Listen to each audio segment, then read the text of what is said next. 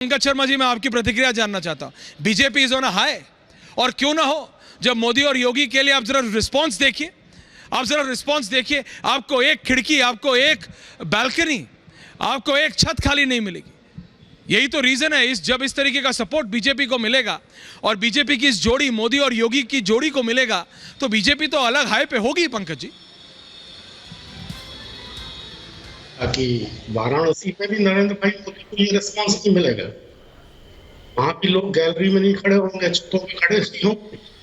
अरे इससे कौन इनकार करता है कि भारतवर्ष के एक वर्ग में नरेंद्र भाई मोदी लोग हैं, और बनारस में तो वो अतिरिक्त रूप से लोकप्रिय हैं। तो अगर रोड शो में भीड़ है, उसमें इतना आप इतने उत्साहित हो गए कि जैसे कोई बड़ी भारी अजीब और अद्भुत बात हो रही है।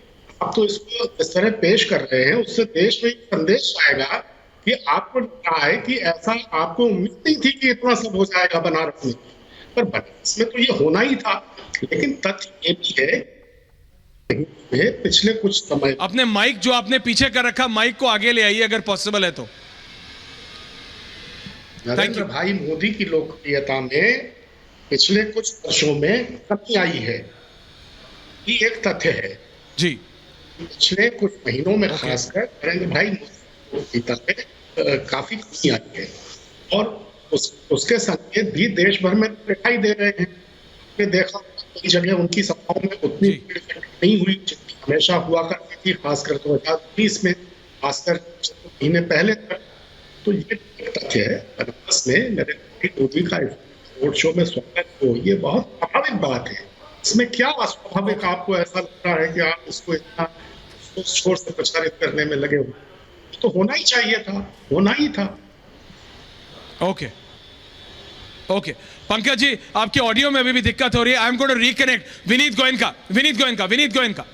गोयनका। ऐश्वर्या जी, आपको राम राम, मेरे सभी को पैनलिस्टों को राम राम, और दर्शकों को भी राम राम, और आपके द्वारा बाबा विश्वनाथ को भी राम राम।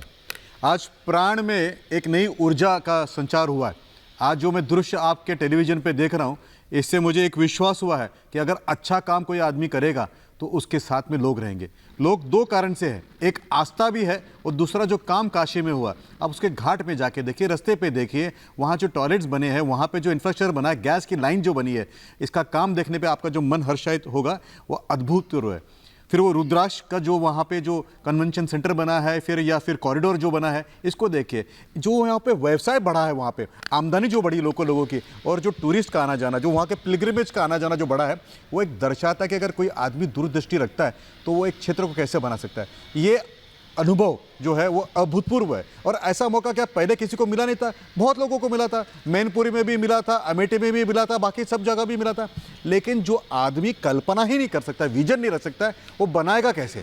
एक आदमी विजन रखता है, फिर उसके बाद में उसके अंदर काम करता है, तो आपको काशी जैसा क्षेत्र मिलता है। और काशी में देखिए, केवल स्थानिक काम नहीं हुआ है, तो काशी तमिल संगम की अगर मैं बात करूं, तो वहां पे काशी को सुदूर दक्षिण तक जोड़ना, ये जो प्रयत्न उन्होंने किया, वो प्रयत्न पहले कभी कभी हुआ नहीं है। और मुझे लगता है कि आज मैं सच्चा हिंदुस्तान देख रहा हूँ। अयोध्या में जो काम देखा, फिर काम जो शिप्रा में देखा, जो काम कामाख्या के मंदिर में देखा, और आज जो हमने काशी में देखा, मुझे लगता है कि ये बात क्लियर है कि 2024 का जब रिजल्ट आएगा जून 4 को, तब 410-420 आराम से पार हो जाएगा। तो भी अगर मैं आपसे पूछ लूं ना विनीत जी कि 410 कॉन्स्टिट्यूएंसी गिना दीजिए, तो हो सकता है आपको दिक्कत हो जाए, बट बहरहाल that is for another time, another debate. Gaurav Bhatia ji को लिए अनुराग जी, आप अपनी जरा बात पूरी कीजिए। नहीं, मौका दूंगा आपको, टेंशन मत दीजिए।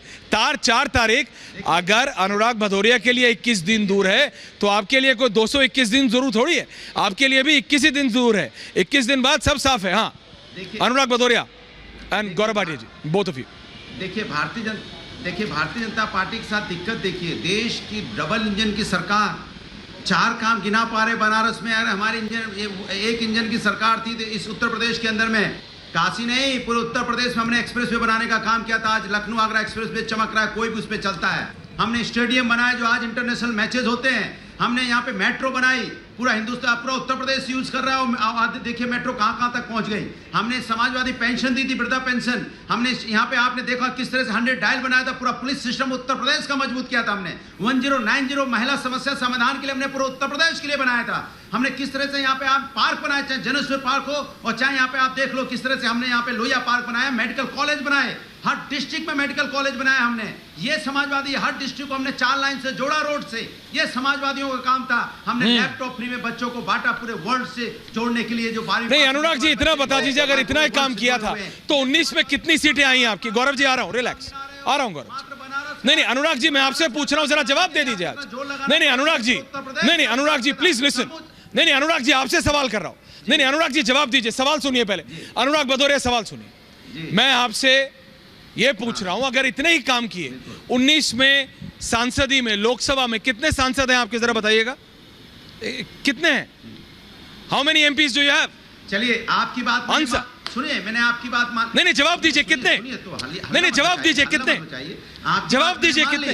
तो इसके मतलब हल्ला आप मचाते हैं, मैं सवाल कर रहा हूं। तो दो भाई क्यों? अरे यार आप बोलिए प्रोफेसर साहब। पोल खोल दी तो आप परेशान हो गए भाई। अरे भाई आप क्यों परेशान? मुझे बोलने दीजिए। अरे मैं परेशान नहीं हुआ, ये प्रॉब्लम है, ये रेटोरिक से आगे निकलना है। अंडरस्टैंड दिस, आपको रेटोरिक से आगे निकलना है। अनुराग भदौरिया, नंबर बोलना होता है 1 2 3 4 5 6 7 8 9 10 11 12। बात सुनिए, कोई बात नहीं, बात सुनिए, बताइए अगर इतने काम किए तो कितने सांसद आए? इतने काम किए थे तो कितने एमपी बने? सीधा सवाल है अनुराग भदौरिया। नहीं हो तो क्या करें भाई? अरे सुनो तो, बोलो प्रोफेसर साहब, सुनो भाई, मैं बोल रहा हूँ। मैंने कहा देखिए भारतीय जनता पार्टी, कान खोल के सुन रहा हूँ, बोलिए। देखिए जनता ने मुझे, हमें सांसद, सुन लीजिए, जनता ने बेशक 2019 में मुझे सांसद 30 सेकंड्स गौरव जी, तो इसके मतलब ये नहीं है कि हम जनता के बारे में सोचना बंद कर देंगे, जनता का काम करना बंद कर देंगे। भारतीय जनता पार्टी को ज्यादा सांसद मिल गए, जनता ने विश्वास किया, तो भारतीय जनता पार्टी ने जनता के विश्वास के साथ विश्वासघात किया, लाके किसानों को रोड पे बैठा दिया। ओके, आपने जवाब नहीं दे सकते, और काम करिए और मेहनत कीजिए, करते रहिए, लेकिन सिर्फ बोलने से, now you listen Anurag ji, सिर्फ बोलने से कुछ नहीं होता है, करना पड़ता है, और जो असली में करता है जनता उसी के लिए वोट करती है। ये बात क्लैरिटी। अब आप बोलना बंद करना पड़ेगा आपको सर। गौरव भाटिया जवाब दे रहे हैं। गौरव भाटिया, मैं चिल्ला नहीं रहा, मैंने आपसे पूछा इतना काम किया कितने, आपने नहीं बोल पाए। Please relax, please. अरे अभी भाई उनसे भी पूछा ना, विनीत गोयनका ने बोला 410 आएंगे, तो मैंने पूछा ना डिस्ट्रिक्ट पूछ लो। रिलैक्स नाउ प्लीज यार, लेट्स नॉट। अनुराग जी मैं अभी स्टूडियो में नहीं हूं, प्लीज डोंट वेस्ट टाइम। अच्छा जनता को डिसाइड करने दीजिए। गौरव भाटिया जवाब दे रहे हैं, now relax. Gaurav Bhatia Anant Vijay ji, thank you very much. Gaurav Bhatia जवाब दे रहे हैं भाई, रिलैक्स, जवाब आ रहा है। देखिए ऐश्वर्या जी, एक बात और मत भूलिएगा, राहुल गांधी ने कुछ दिन पहले कहा था काशी के लड़के नशेड़ी, उत्तर प्रदेश के लड़के नशेड़ी होते हैं। अब आप देखिए इतना भव्य रोड शो चल रहा है, युवाओं में उत्साह है, नरेंद्र मोदी जी को वो पिता तुल्य मानते हैं, नरेंद्र मोदी जी उनके लिए सब कुछ समर्पित कर देते हैं कि वो आगे बढ़े, और विपक्षी घमंडिया कहता है ये नशेड़ी है। सपा ने क्या क्या दिया मैं बताता हूं। 2017 हारे, 2019 में हारे, और ये भी याद रखिए कि ये वही पार्टी है जिसने उत्तर प्रदेश को मुजफ्फरनगर दंगे दिए। 65,000 लोग ठंड में टेंट के नीचे थे, और ये लोग सफाई महोत्सव करके ऋतिक रोशन का डांस देखते थे। जब इनको सरकारी बंगला छोड़ना था तो ये 200 रुपए की टोटी चुरा के, देखिए एक तस्वीर है, भाग गए। अब जनता इनको वोट देगी। 200 रुपए की टोटी चुरा ली इन्होंने, ये जनता के लिए कुछ करेंगे? तीसरी बात, वर्दी को, महिलाओं को सुरक्षित रखना था, और वर्दी जो है आजम खां की भैंसे ढूंढा करती थी। जो मुख्यमंत्री था, ये देखिए एक मैगजीन में आया, भारत का सबसे खराब मुख्यमंत्री कौन? अखिलेश यादव की तस्वीर है। और ये क्यों है? क्योंकि ये आधे मुख्यमंत्री कहलाते थे। 5 और मुख्यमंत्री इनके समय में होते थे, और आधा मुख्यमंत्री कौन? अखिलेश यादव सबसे खराब, ये तस्वीर है। और अंत करूंगा कह के, एक बलात्कारी को मंत्री बनाया था, गायत्री प्रजापति, और उसको हटाया और हिम्मत नहीं पड़ी कि हटाए, वो वापस आ गया, मंत्री बना दिया। अब ये आज सवाल उठता है, नरेंद्र मोदी जी ने करके दिखाया है, अगर बात कही तो उसको पूरा किया है।